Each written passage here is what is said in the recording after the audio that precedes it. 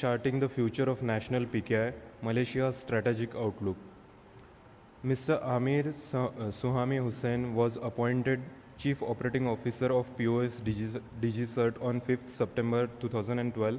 He joined POS Digicert as a project manager, was a part of the pioneer team that set up the POS Digicert as Malaysia's first licensed certification authority in 1998. Prior to that, he has started his career with Time Telecom, SDN BHD, and later joined as a Urus Daftar, Automotive, Barrack Compter, SDN BHD.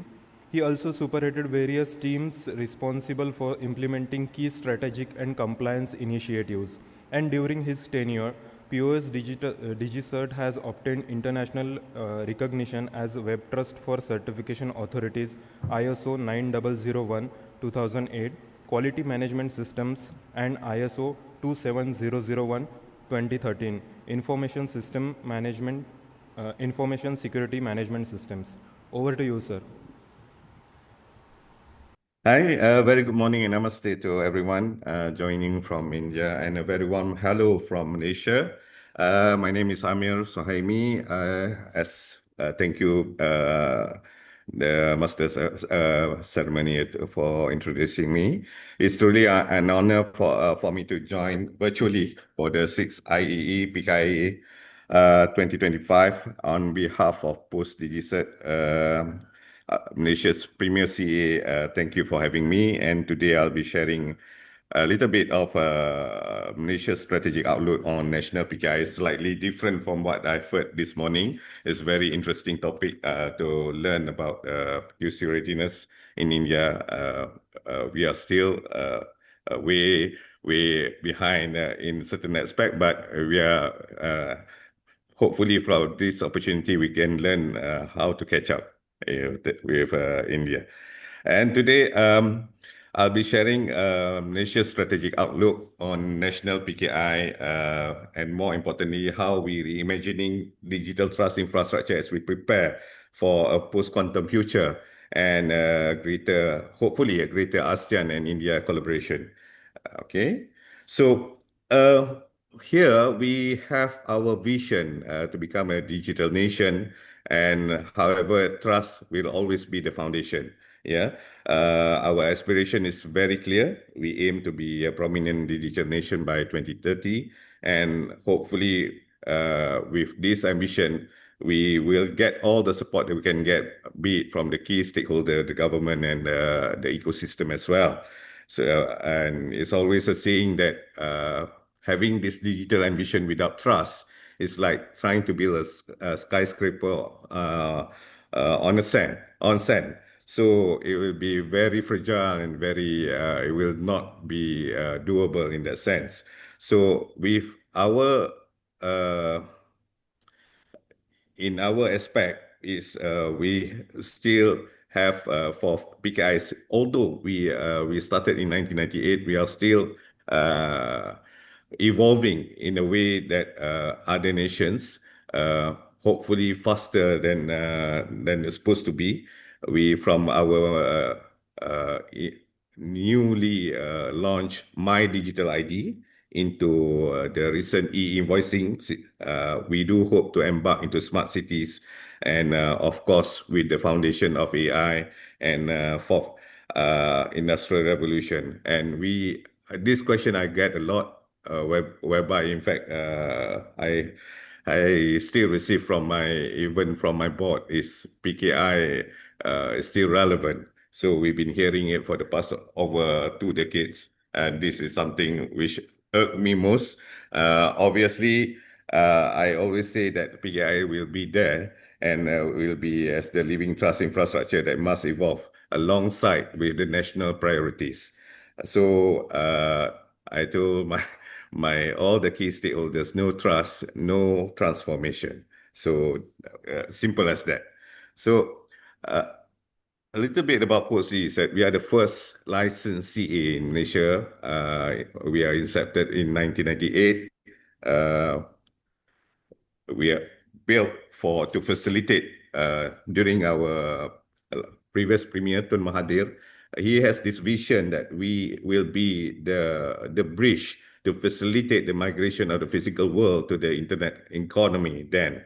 And up to this very day, we are the majority, the biggest, most premier CA in Malaysia, holding more than 87% of total digital certificates issued.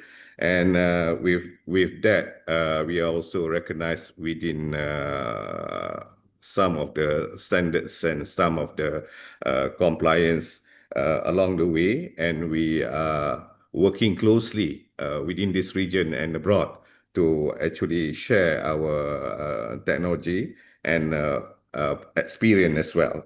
So, and in a nutshell, we are also a subsidiary of Post Malaysia, equivalent to India Post. We have transformed a 200-year-old company from delivering mail into delivering digital trust.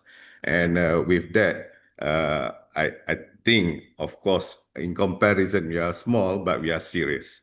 And we believe trust can only grow through action and transparency and also collaboration. And this is why I'm truly thankful being invited here by my good friend Biju and with reference to Dr. Balaji to be able to have this speaking opportunity and get to know new friends in India.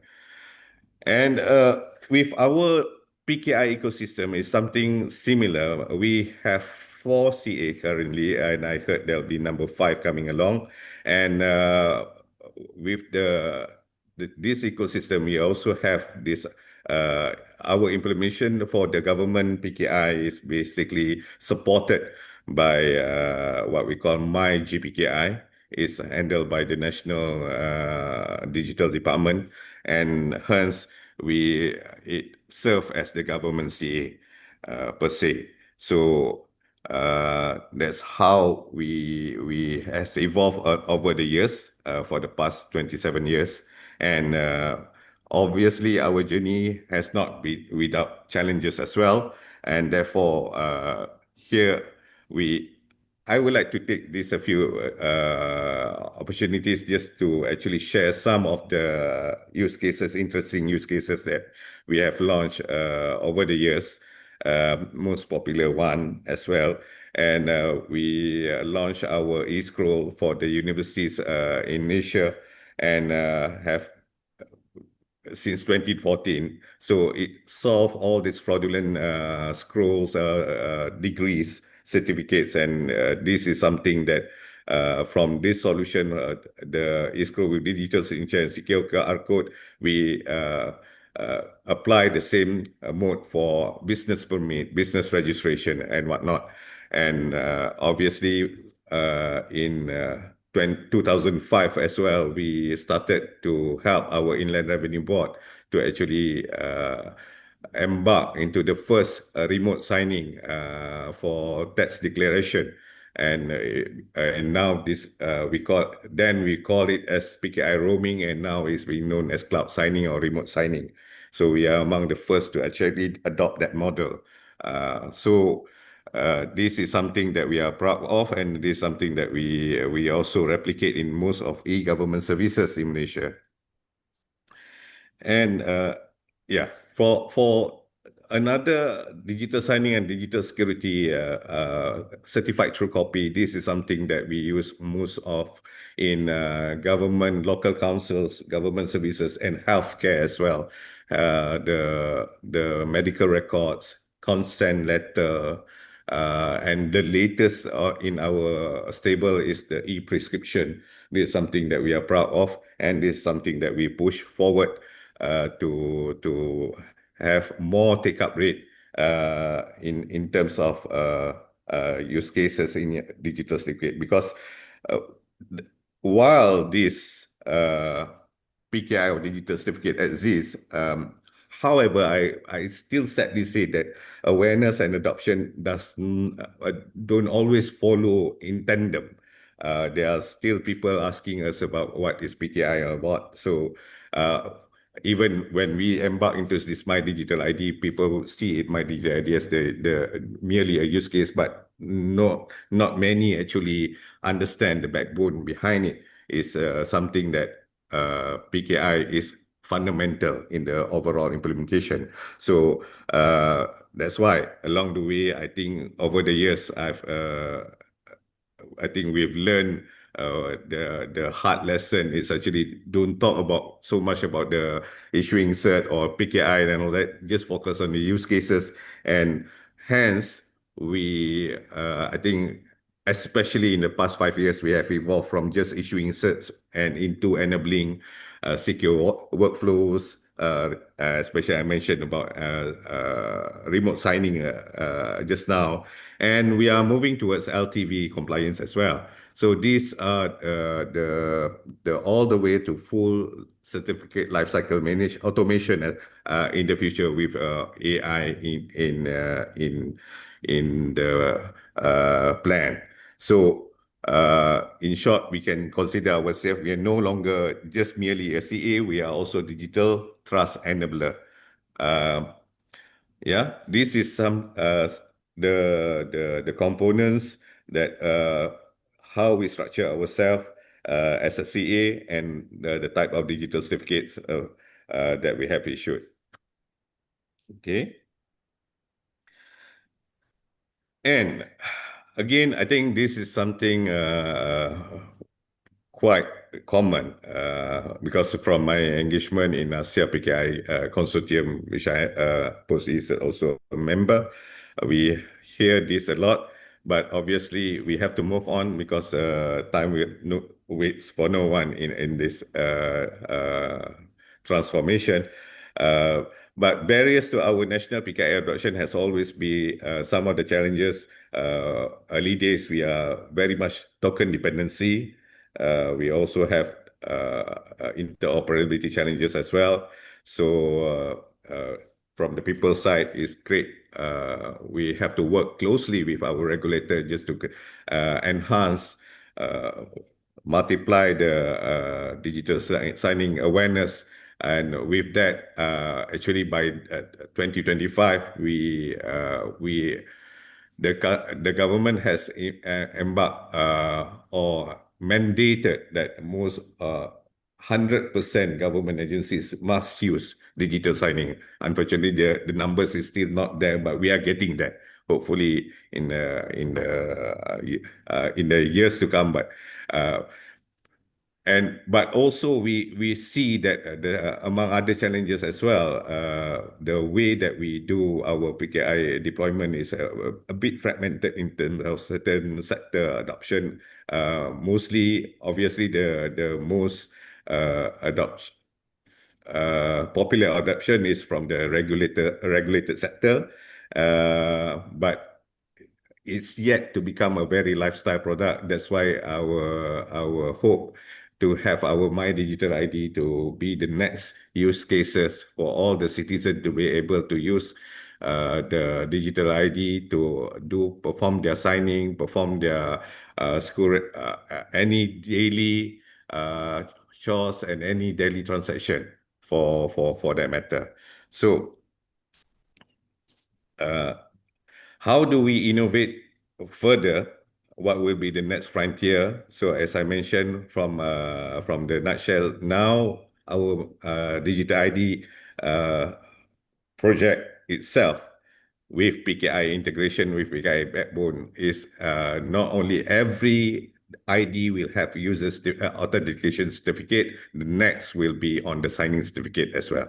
So and also due to this ID is on mobile, there are certain challenges that we are going there and actually trying to enhance. But among other things, we have to be wary about the PQC challenges as well. So this is what we have in the framework. We have to take into consideration all aspects and to ensure that all being planned out and all the key stakeholders in in Malaysia government and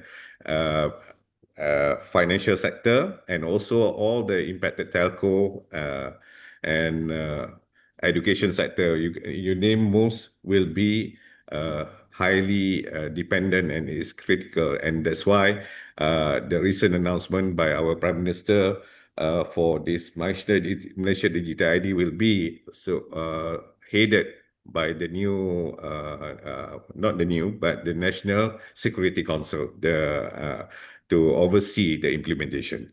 And we talked about signing workflows just now, and obviously looking at the opportunity, blockchain plus PKI, and AI in CLM, lifecycle management, is something that we are exploring as well. And this is something that in the very, very near future will be prevalent in the immediate use case. So uh, I want to touch a bit about our post-quantum readiness. For Malaysia, we are obviously we have plans for our own algo, and it's in line with NIST, PSI. But for this particular reason, that's why the government has encouraged for all the key stakeholders to come forward and embark into POC, proof of concept, with the national algorithm, and but also ensure that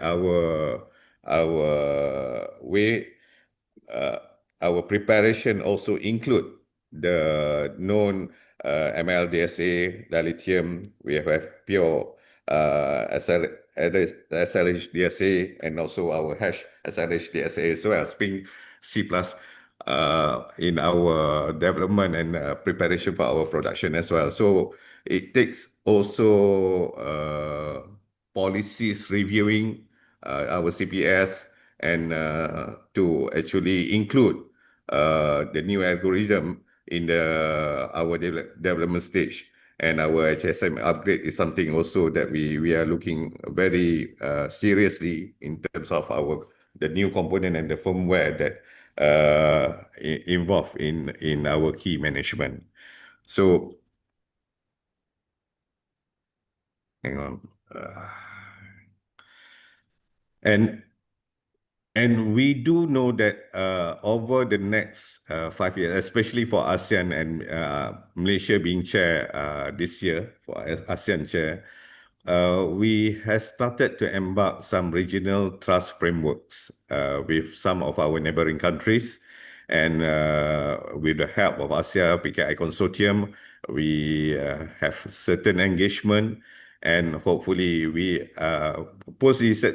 as also have certain presence in East Africa, and we do have some presence as well in Middle East, but they are still preliminary. But we are proud to say that we have working engagement with our fellow CAs in ASEAN countries. This is something part of bilateral initiative that we are exploring, and this also include our regional alignment on PQC initiative as well. And we also explore any effort on joint development in terms of sector specific models, because we believe no country can go it alone, especially tackling this post-quantum future. And at Post Digicert, we are trying to align. We have our vision, we call it Premier Trust 2030. By 2030, we must be ready with our development. And as of now, at 2025, we are supporting the government for national PKI modernization. We have to move forward from what we have been used to in the past, and we have to grow the adoption, sectoral growth in exponentially, because we don't want to be lagging behind, and of course with the support of the government, our My Digital ID plus PKI stack will be the next thing, the next the next development in terms of getting all the citizens to actually embark. Some of the use cases that we are talking about, fuel subsidy, who entitled for all the subsidy entitlement, and some of the giveaway or subsidy grant or incentive given by the government to our citizens. It can be actually managed by PKI deployment. And going forward, we are looking at CLM, as I mentioned, certificate automation, and of course, long haul for the long haul on the cross-border interoperability and PQC deployment as well. But in order for us to achieve those, we need to have a strong and dynamic and regulation. We have to have awareness, but obviously, last but not least, we also need to have a great talent. This is something that collaboration can work. So, in all, I believe that digital trust is the bridge between ambition and action, and we do hope to actually looking towards the future and with collaboration, because we cannot do it alone. And of course, we will welcome our partners in India if can have opportunity to talk more about how we can actually uh, achieve our vision. Maybe help us out in terms of understanding the trust frameworks, the standards, and some of the protocols. And so, let's achieve this in solidarity, and most of all, we in togetherness. So last but not least, I think I will also like to take this opportunity to welcome all of you to Kuala Lumpur this October, whereby we are going to play host for the PQC Conference 2025, organized by PKI Consortium together with Post Digicert in Kuala Lumpur. And I shall share the registration QR code later on with Dr. Balaji to share with all of you. And we do hope that it will be a platform to actually learn more about PQC pilots and what are the strategies and interoperability showcase as well. So if you are serious about post-quantum readiness, this is where you want to be. And we definitely welcome India's participation, leadership and partnership. And with that, terima kasih, thank you, shukriya, and my name is Amir Suhaimi, and I can be reached out to at this email address and also LinkedIn. Thank you very much. Any questions? Any questions? Okay, one question from my side. Yes. Am I audible? Yes, yes. Yeah. Yeah. So this mutual recognition from one country to another, that digital certificate, at what stage is it? Oh, currently it's still very early because we are mostly focused. I take for example in Thailand, for example, they are very focused in what they do, but there are certain countries we are a bit lagging behind. This is something that we've done in East Africa as well. We provide PKI as a service using our infrastructure here, but for interoperability like in ASEAN, this is something that we have initiative what we call ASEAN single window for the trade. And this is something that we've discussed along the way, trying to get framework ready. And obviously, the readiness must be onto both sides. So this is, but we are living in a very exciting time. I do believe in the coming years, once the framework, is much more clearer, and we will be there. Yeah. So are you also working towards developing any standard for this framework? Yes, this is something we are looking at it, but again, sometimes I will admit for first, because we are so preoccupied what's going on locally, that sometimes our attention in terms of looking at the standard a bit lacking. We always it's a stopgap measure, but we definitely with what has been discussed, especially this year when Malaysia chair ASEAN as our being chair. This is something that been put on the table as a minute that we need to have a common standard for all ASEAN countries. But I wouldn't say should stop with ASEAN alone. This is something we even explore, like Glyph, with China and Obin. This is something that we develop, but having that standard, the simple answer to you is still very preliminary. We don't have an exact standard just yet. Thank you, Amir. Yeah. One more question. Yeah. I have a question.